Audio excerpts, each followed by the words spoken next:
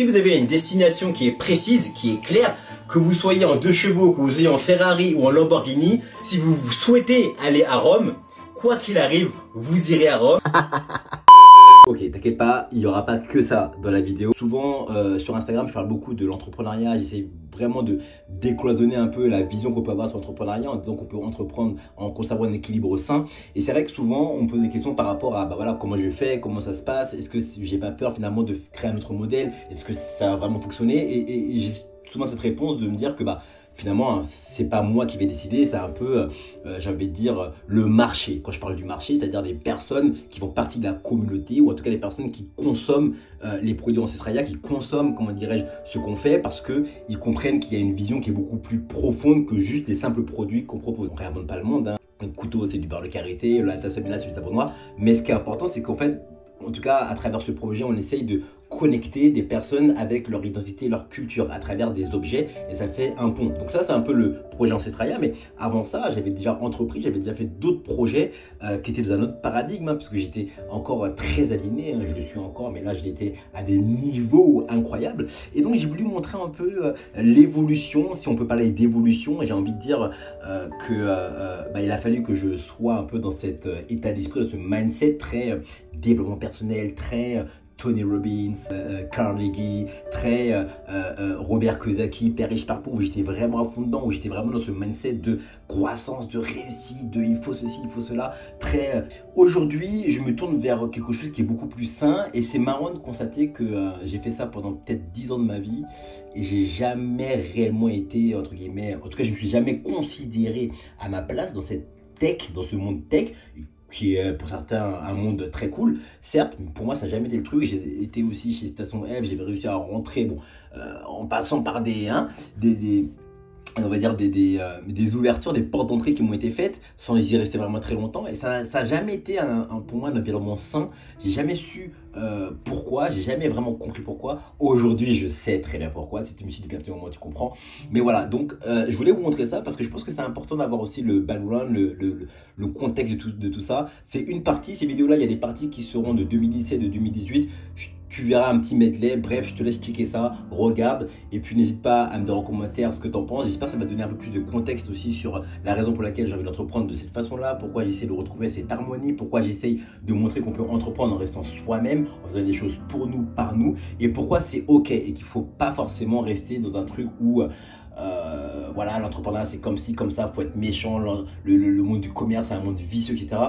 Il y en a, comme partout, il y a du bon, du mauvais, il y a de l'ordre, du désordre, et je pense qu'il faut trouver son équilibre, et dès qu'on trouve son équilibre, tout est beaucoup plus simple. Voilà, je te laisse regarder ça, n'hésite pas à me dire en commentaire si tu as aimé la vidéo. 3, 2, 1, c'est let's go. L'objectif, c'est de lancer Fashionoply. Alors Fashionoply, qu'est-ce que c'est? C'est une application qui met en relation des vendeurs avec des managers de la mode, que ce soit dans le luxe ou dans le retail haut de gamme. Plutôt que de vous expliquer là maintenant en live, je vais vous montrer une vidéo que j'ai faite. Donc regardez la vidéo, c'est maintenant.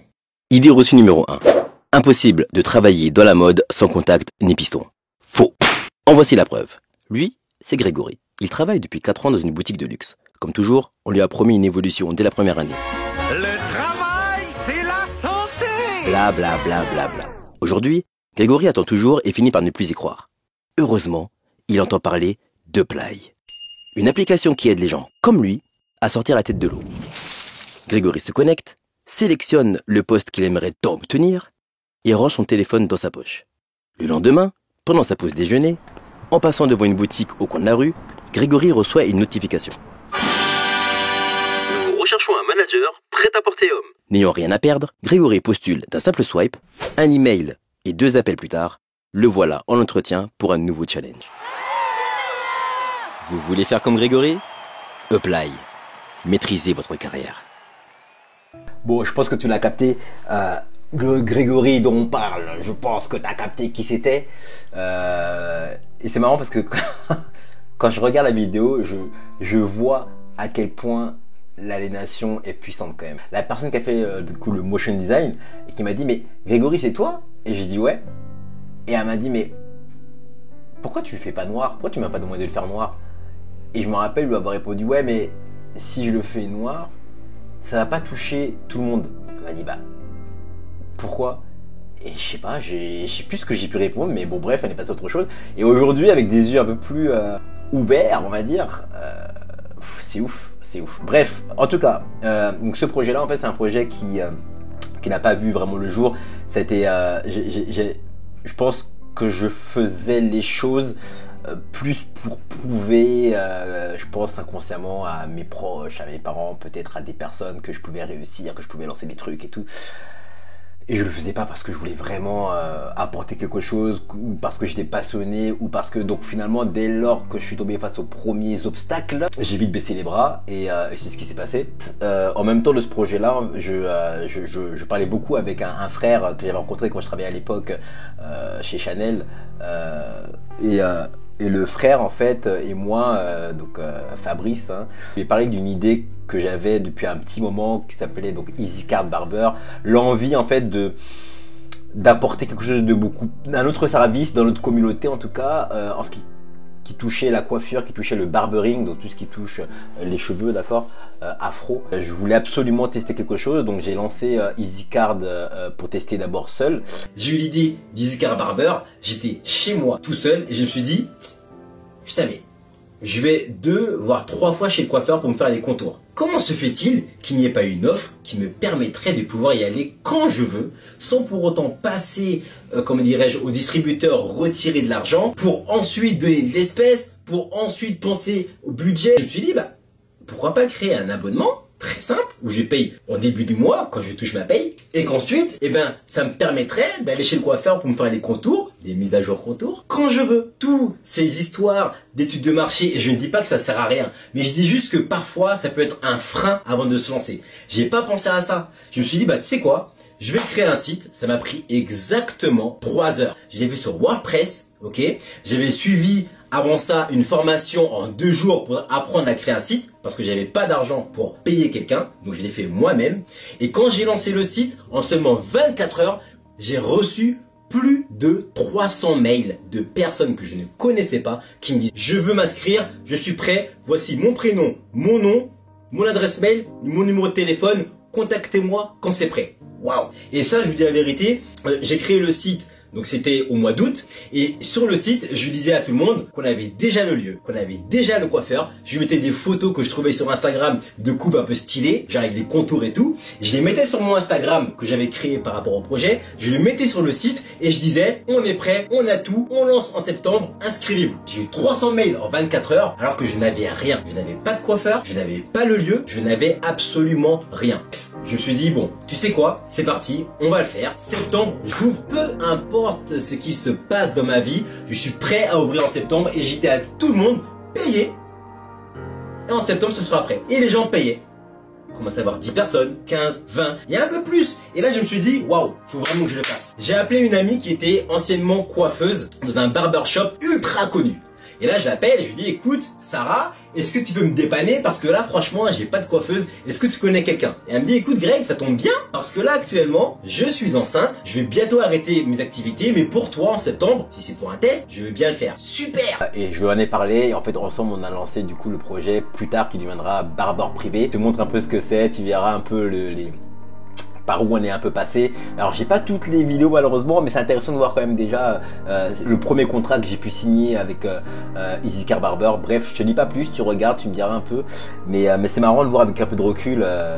En fait, ouais, ça a été le premier projet que j'ai voulu faire pour la communauté où j'ai tout de suite eu des retours de ouais, mais faire un truc communautaire, c'est pas bon. Et c'était pas un truc communautaire que je voulais faire, c'est juste que je voulais proposer un service pour le barbering et pour les cheveux afro. Et je voyais pas, c'était pas un truc communautaire, puisqu'il y avait pour moi déjà des salons de coiffure comme Franck Provo qui n'acceptaient pas les cheveux afro. Et je voyais pas pourquoi en fait je pouvais pas faire un truc pour les cheveux afro. Et donc c'est là où ça m'a mis un peu sur le chemin, et c'est là où j'ai commencé à me poser pas mal de questions sur notre condition actuelle et sur notre façon de voir l'entrepreneuriat, notre façon d'expérimenter cette vie, j'ai envie de dire ça comme ça. Je te laisse regarder ça tout de suite, check, tu verras, c'est on revient en arrière, on revient en arrière. Allô Carnetti? Ouais, c'est Greg, tu vas bien? Ouais, super. Dis-moi, est-ce que je peux passer tout à l'heure avec les contrats pour te faire signer du coup? Ouais, donc je vais passer vers les coups de 16h, ça te va? Ok, super, bon, on fait comme ça alors, à tout à l'heure. Yes.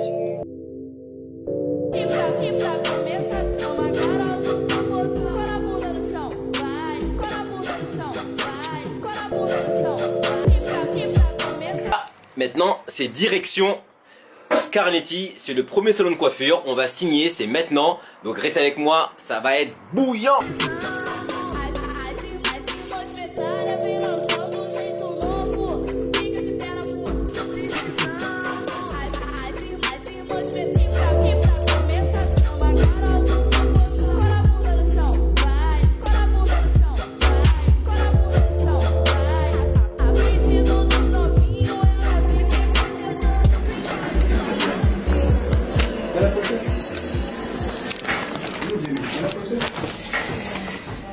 Jamais je comprends pas comment il y a de l'eau là, je comprends plus rien du tout. Hop Comment là. ça se fait?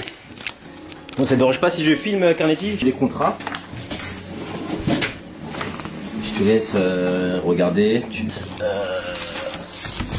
En fait, le plus important dans le contrat, en tout cas pour les conditions pour EasyCard, c'est que nos clients vont venir chez toi.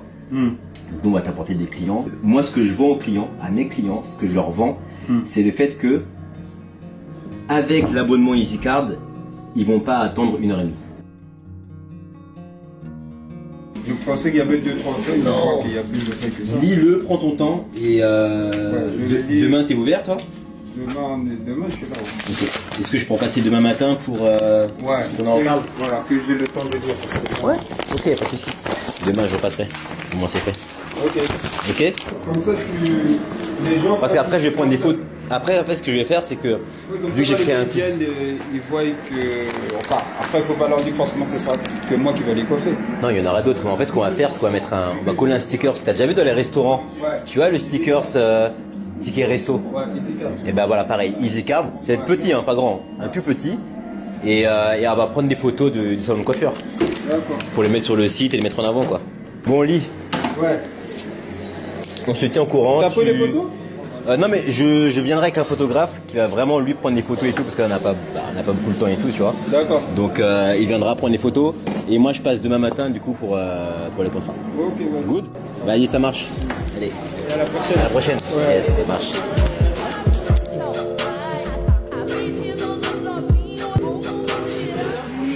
Donc c'est ici que tout a commencé avec EasyCard chez Creative Labo. On avait notre espace. On avait loué notre espace au Creative Labo, c'était au mois de septembre. On avait commencé nos premières offres. Ça se passait au sous-sol. D'accord. Et là aujourd'hui on est venu dire bonjour à l'équipe.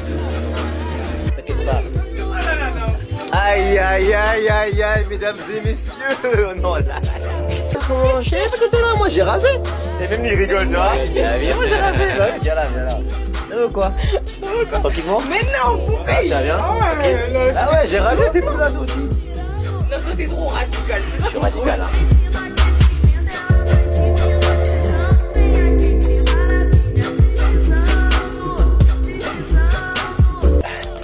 Une putain de journée. La vie, elle est dure. Elle vous met des coups. Donc il faut être prêt à pouvoir les encaisser. Et pour ça, c'est tout le temps. Again and again and again.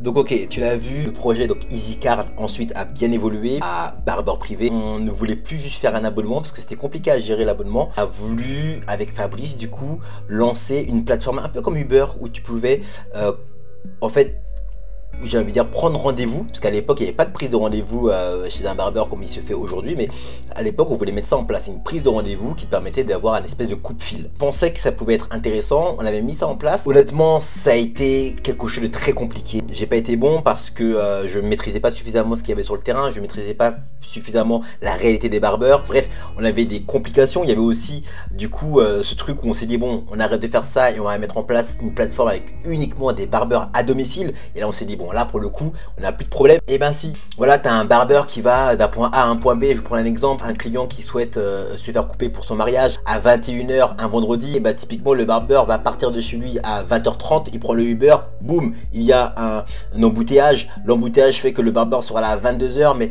le client par exemple devait absolument être coupé pour 21 h 45 parce qu'il devait faire un truc. Bref, c'est super compliqué à gérer parce que j'étais très loin de me rendre compte de toutes ces problématiques là. J'étais encore une fois peut-être trop naïf sur tout ce qu'il fallait faire. J'ai appris, par contre j'ai beaucoup appris en termes de management. Je pense que j'avais beaucoup trop d'ego. Fabrice, si tu m'entends, toi un petit sais, j'avais beaucoup trop d'ego sur ma façon de voilà, pour moi c'était mon bébé. J'avais déjà du mal aussi à donner pas mal de lead à Fabrice. On se prenait la tête pour des trucs parce que ouais mais attends, tu te rends compte, t'as fait ça sans me demander, etc. Vous savez, ce genre de trucs là qui ne font pas avancer quelque chose.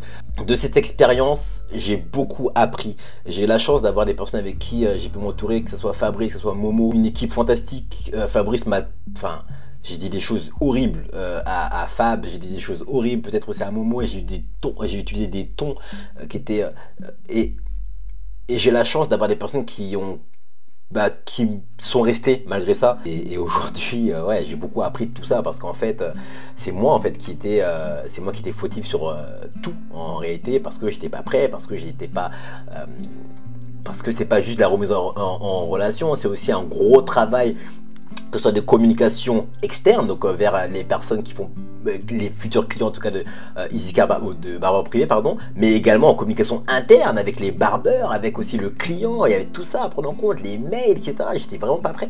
On a arrêté et puis on a voulu ensuite faire et c'est ça qui m'a, là pour le coup j'ai beaucoup aimé en fait, plus de contenu sur comment prendre soin de nos cheveux.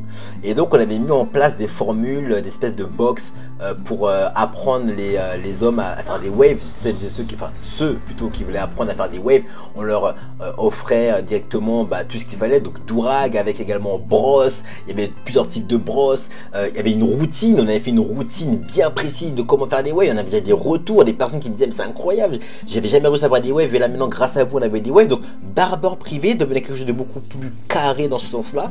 J'avais une idée bien précise de ce que je voulais.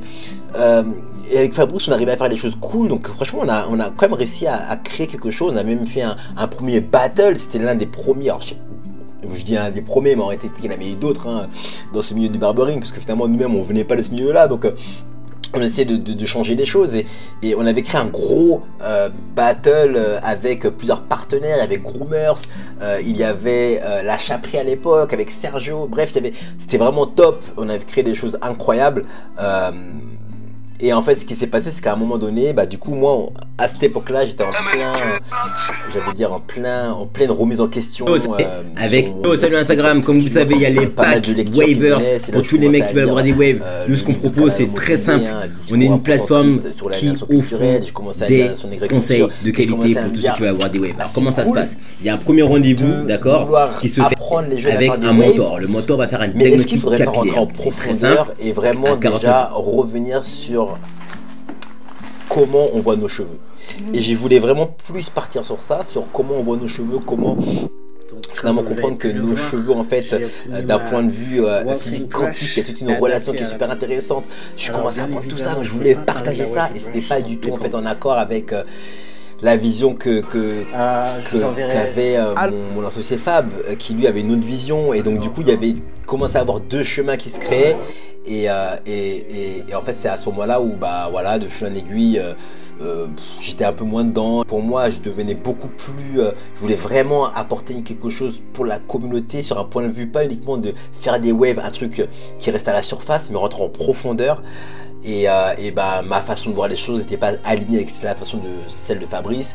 Et puis voilà, on avait deux chemins différents. Et avec le temps, y a eu Wawa Africa qui deviendra du coup Ancestraya pour ceux qui ont connu Wawa Africa.